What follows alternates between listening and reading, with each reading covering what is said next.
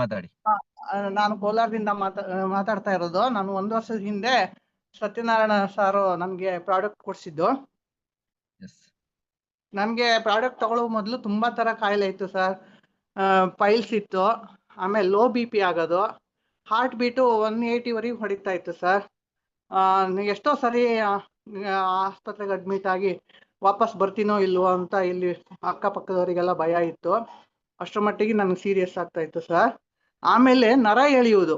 ಆ ನರ ಎಳೆಯೋದು ಹೇಗೆ ಅಂದ್ರೆ, ನನಗೆ ಕೂತ್ಕೊಂಡ್ರೆ ನರ ಎಳೆಯುವುದು, ಆಮೇಲೆ ಮಲ್ಕೊಳಕ್ ಆಗ್ತಾ ಇರಲಿಲ್ಲ, ಓಡಾಡಬೇಕು, ಕಾಲು ಬೀಸಿ ಬೀಸಿ ಬೀಸಿ ಒದಿತಾರಲ್ಲ ಹಾಗೆ ಮಾಡಿಕೊಂಡು ಓಡಾಡಬೇಕು ಸರ್.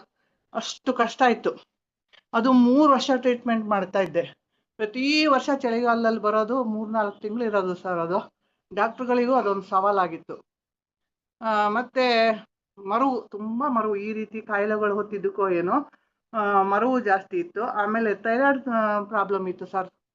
100 mg ಟ್ಯಾಬ್ಲೆಟ್ಸ್ ತಗೊಳ್ತಾ ಇದ್ದೆ ನಾನು. ಆಮೇಲೆ ಈ ಪ್ರಾಡಕ್ಟ್ ತಗೊಂಡು 1.5 ತಿಂಗಳಲ್ಲಿ ನನ್ನ ಮೈ ಕೈ ಎಲ್ಲ ಹಗುರ ಆಯ್ತು. ಚೆನ್ನಾಗಿ ಕೆಲಸ ಮಾಡ್ತಾ ಇದ್ದೀನಿ, ಚೆನ್ನಾಗಿ ಓಡಾಡ್ತಾ ಇದ್ದೀನಿ, ಇಷ್ಟು ಚೆನ್ನಾಗಿ ಆಗ್ತಾ ಇದೆಯಲ್ಲ ಅಂತ ಹೋಗಿ ಡಾಕ್ಟರ್ ಹತ್ರ ಟೆಸ್ಟ್ ಮಾಡಿಸಿದ್ರೆ ಥೈರಾಯ್ಡ್ ನಿಲ್ ಬಂತು ಸರ್.